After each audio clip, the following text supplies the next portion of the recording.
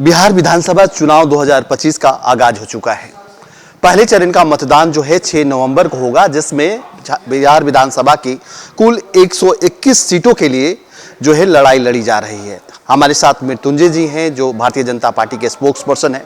उनसे हम सीधे जुड़ेंगे और जानेंगे कि आखिर बिहार विधानसभा चुनाव में क्या कुछ चल रहा है। सब लोग बोल रहे हैं कि बिहार में सब कुछ बा, तो कोई बोल रहा है कि बिहार में जंगल राज बा। मृत्युंजय जी, आप बहुत नजदीक से इस बिहार विधानसभा चुनाव 2025 को देख रहे हैं। जो आरोप लग रहे हैं एक दूसरे पे, उसमें आप लोग उस आरोप का ये कटाक्ष कर रहे हैं कि बिहार में सब कुछ बा। किन मायनों में सब कुछ है? नहीं, देखिए, सबसे पहले तो सिर्फ मेरे बोलने से नहीं, आप लोग खुद फील्ड में घूम रहे हैं, प्रेस के लोग हैं, आप अभी जहां से भी आ रहे होंगे, मैं ये भी नहीं जानता कि शहर से आ रहे हैं, लेकिन जहां से भी आ रहे होंगे तो आपने कम से कम उस सड़क की तारीफ जरूर की होगी कि वहां से यहां पहुंचने में आपको कितनी सहूलियत हुई। और ये करीब करीब बिहार के हर कोने में ये स्थिति है। 20 वर्ष पहले, और मुझे पता है आप लोग उस समय भी रहे होंगे, उस समय आप देख लीजिए, कहीं 10 किलोमीटर भी जाना होता था तो 1.5-2 घंटे कहीं नहीं जाते थे। जितने भी शहर होते थे पटना से कनेक्टिविटी होती थी, कोई 4 घंटे 6 घंटे, कोई रात भर, ये कनेक्टिविटी होती थी। तो हर किसी मामले में और किसी भी व्यक्ति से, आप एक न्यूट्रल व्यक्ति से, इनफैक्ट कई बार आप आरजेडी के कार्यकर्ताओं से भी पूछेंगे कुछ काम हुआ है तो ये जरूर बोलेगा हाँ काम तो हुआ है। लेकिन हम आपको रोकना चाहेंगे। एक बहुत ही अहम सवाल आपके जवाब में उभर कर आया है कि सड़कें बहुत अच्छी बन गई है, सड़कें विकास की कहानी लगती हैं, लेकिन बेरोजगारी जो है बिहार में एक बहुत बड़ा मुद्दा है। इसको लेकर आप लोगों ने अब तक कुछ नहीं किया। नहीं, बहुत अच्छा सवाल है आपका। देखिए, कभी भी जो विकास होता है उसके ग्रेजुअल एक तरह से लेयर आप समझ सकते हैं। वो कैसे स्टार्ट होता है? सबसे पहले आप बेसिक चीजों से स्टार्ट करते हैं, जिसको हम सड़क, बिजली, पानी बोलते हैं। 2005 तक ये नदारद थे, तो आपने इस पे पहले काम किया। फिर आप काम करते हैं रिफॉर्म्स पे, एडमिनिस्ट्रेटिव रिफॉर्म्स की। आपके ब्लॉक कैसे हैं, आपके स्कूल कैसे हैं, आपके स्वास्थ्य केंद्र कैसे हैं, आपके यहाँ लॉ एंड ऑर्डर कैसा है, उसमें बहुत चेंज आया। जॉब्स की बात तब आती है जब एक राज्य, जहां पे वो गारंटी हो कि कोई व्यक्ति आए और निवेश करे तो लॉ एंड ऑर्डर की सुविधा होगी, पानी की, बिजली की सुविधा होगी। मैं मानता हूं कि आज भी जिस स्तर पर होना चाहिए, शायद जितना पलायन होता है उतना नहीं होना चाहिए, लेकिन फिर भी आप इस सरकार की जो एफर्ट्स है उसको मानना पड़ेगा। मैं अभी पिछले कम से कम 3-4 महीने में आपको 2-3 इंडस्ट्रीज का एग्जाम्पल दे सकता हूं। अभी बेगूसराय में आदित्य बिरला की एक फैक्ट्री लगी, अभी आप यहां पर आ रहे होंगे, यहाँ एनटीपीसी की फैक्ट्री है।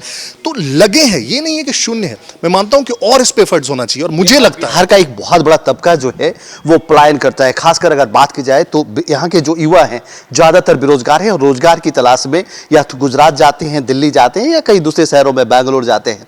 तो वो जो सुविधा, मूलभूत सुविधा होनी चाहिए, वो अपने बिहार में नहीं हो पा रही है। आप बोले सड़क बन गई है, सड़क बिल्कुल बनी है, लेकिन रोजगार के आप बिरला का नाम गिनवा रहे हैं। ऐसी कई फैक्ट्रियां हैं जो मतलब उसको उंगलियों में गिनाया जा सकता है, लेकिन जिस तरह पे बड़े तर्ज पे दूसरे राज्यों में देखने को मिलती है उस तरह का नहीं है। इसको लेकर क्या कहेंगे?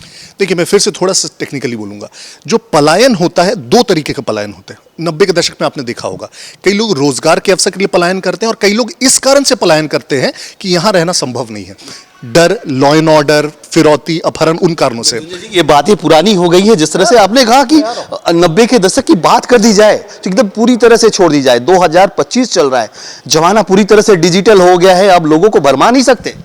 नहीं, बिल्कुल सही बात। मैं बस ये वो डिफरेंस इसलिए क्रिएट करना चाहता, मैं ये कह रहा हूं कि आज जो भी पलायन होता है इकोनॉमिक अपॉर्चुनिटीज के कारण होता है, कोई यहां से डर से नहीं भागता है, वो जीरो है, ये मैं बता रहा हूं। दूसरा, आपने फिर जो कहा, मैं कह रहा हूं कि अभी भी जिस स्तर पे पलायन है वो नहीं होना चाहिए।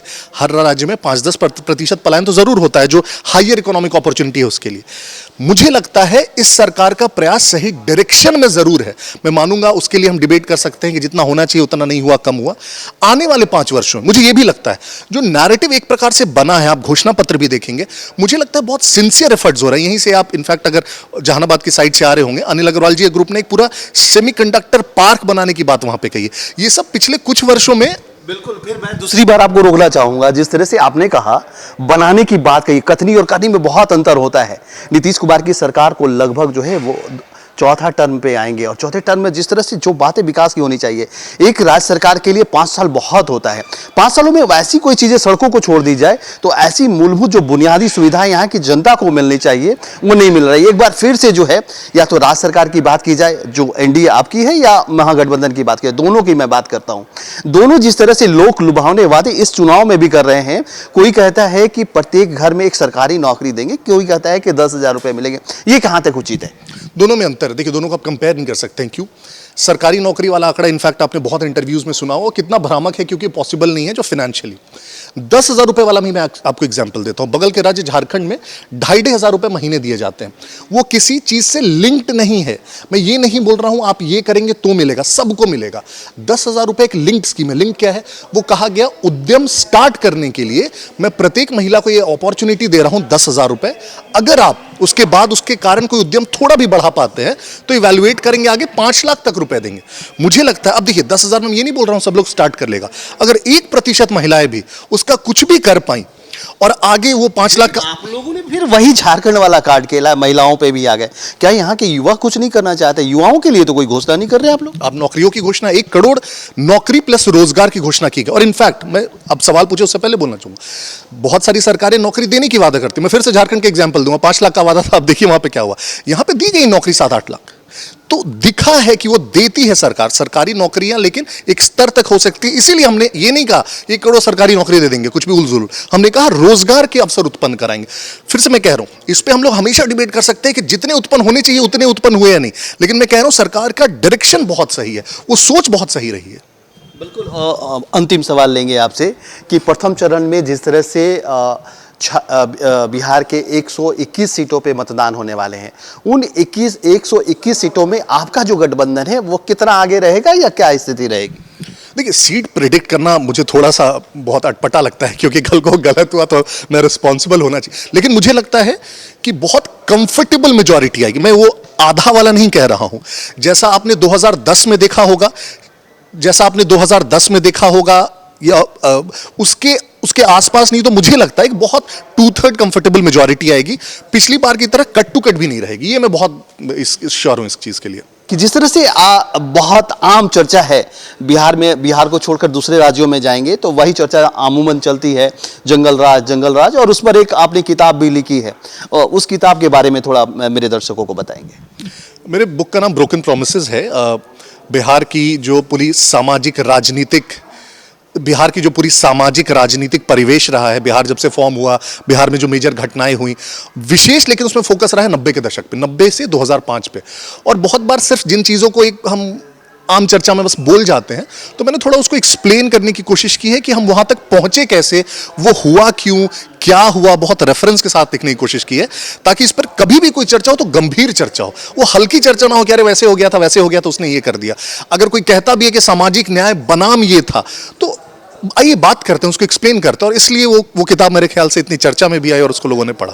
लेकिन एक बहुत ही चर्चित घटना अभी मोकामा में घटी है, जिस तरह से दुलारचंद यादव की हत्या कर दी जाती है, तो क्या आपको नहीं लगता कि वो दौर फिर से लौट रहा है चुनाव के समय में इस तरह की हत्या?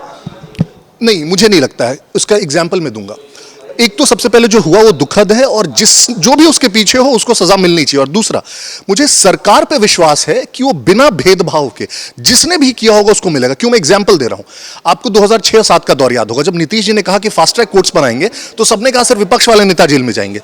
लेकिन उसमें आनंद मोहन भी जेल गए, उसमें प्रभुनाथ सिंह भी जेल गए, बाद में अनंत सिंह भी जेल गए, कोई भी व्यक्ति, सुनील पांडे भी जेल गए, कोई भी व्यक्ति किसी भी पार्टी का रहा, वो फास्ट ट्रैक कोर्ट के जरिए जेल गया, और विधायक रहते हुए जेल गया, सरकार का मंत्री रहते हुए गया। तो मुझे वही विश्वास है कि आज भी अगर सत्ता पक्ष का भी कोई होगा, अभी तक उसके रिपोर्ट्स नहीं, सत्ता पक्ष का भी होगा, जेल जाएंगे। आप मानते हैं कि अभी जो नीतीश कुमार की अगुवाई में जो सरकार चल रही थी, वो सुशासन के वायदे पे लगातार जो है राज कर रही है जनता की, एक बार फिर से वो सफल हो पाएंगे? बिल्कुल, मैं वही कह रहा हूं। आप कभी भी फील्ड पे जाके भी लोगों से पूछेंगे तो यही बोलेंगे। जो नीयत होती है, सबसे इंपॉर्टेंट होता है, जो नीयत होती है इस सरकार की, वो इतनी साफ रही है, एक पारदर्शिता जो होती है वो रही है। कभी कोई भेदभाव नहीं रहा, सत्ता पक्ष विपक्ष, लॉ एंड ऑर्डर पे जितना स्ट्रिक्ट रहे हैं, बात होती रही है बहुत अच्छी चीजों पे। मानते हैं शायद उस स्थान पे नहीं पहुंचे, लेकिन आप शिक्षा के क्षेत्र में देखिए, आईएम्स बने, आईआईटीज बने, यहीं पे एयरपोर्ट्स मिल रहे हैं। इन प्रोग्रेसिव चीजों पर जितनी ज्यादा बात हो रही है, मुझे लगता है वो राज्य उतना आगे जाएगा। बिल्कुल, ये थे मृत्युंजय जी जिन्होंने हमारे सवालों का बेबाकी से जवाब दिया। ऐसे ही कई हस्तियों के साथ इस विधानसभा चुनाव में हम लगातार आपको रूबरू करवाते रहेंगे।